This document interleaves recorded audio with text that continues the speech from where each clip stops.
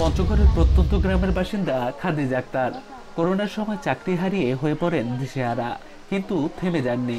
সুস্থতার কাজ অবলম্বন করে ঘুরে দাঁড়ান তিনি। নান্দনিক নকশা আর মান ভালো হয় দিন দিন বাড়ছে তার কাঁথার চাহিদা। প্রতি মাসে দেশের বাজারেই বিক্রি করছেন লাখ টাকারও বেশি। কিছুদিন আগে পেরিয়েছেন দেশের গণ্ডি। ইন্দোনেশিয়ার একটি ব্যবসা প্রতিষ্ঠানে বিক্রি করেন ৩২ লাখ টাকার নকশি কাঁথা। এখন সাড়া পাচ্ছেন ইতালি সহ অন্যান্য দেশ থেকেও। তবে ব্যাংক থেকে সহজ শর্তে ঋণ না পাওয়ায় রয়েছেন নানা সংকটে।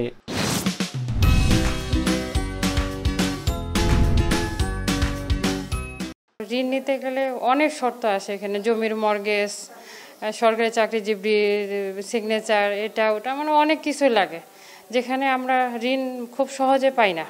আর যে ঋণ দেয় সেটা দিয়ে আমাদের কিছুই হয় না। আমরা যদি বড় ঋণ পেতাম উদ্যোক্তারা বিনা মর্গেজে, তাহলে আমরা আরো অনেক এগিয়ে যেতে পারতাম। এলাকার যুব উন্নয়ন অধিদপ্তরে এখন প্রশিক্ষক হিসেবে কাজ করছেন খাদিজা। সেখান থেকে ৮০ জন নারীকে বেছে নিয়েছেন নিজের প্রতিষ্ঠানের জন্য। বাড়ির কাজের পাশাপাশি অতিরিক্ত আয়ের সুযোগ হওয়ায় সংসারে সচ্ছলতা ফিরেছে তাদের।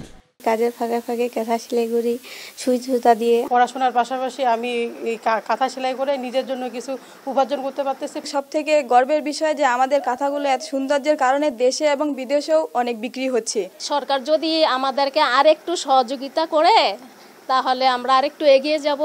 খাদিজার মতো এই পেশায় বিনিয়োগ করেছেন জেলার অন্তত ১০০ নারী উদ্যোক্তা।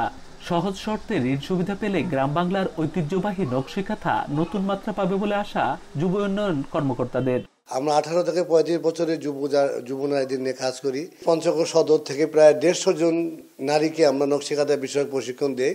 আমরা চাই এই ধরনের আরও খাদিজা তৈরি হোক, ঘরে ঘরে তৈরি হোক, এবং বাংলাদেশের অর্থনৈতিক তথা রেমিটেন্স আসুক বাংলাদেশে। সুই সুতার নকশায় তৈরি নকশি কাঁথা প্রান্তিক নারীদের হাত ধরে পৌঁছে গেছে দেশের বাইরে। দেশে বিদেশে এই পণ্যের বাজার সমৃদ্ধ করতে আরও পৃষ্ঠপোষকতার দাবি তাদের।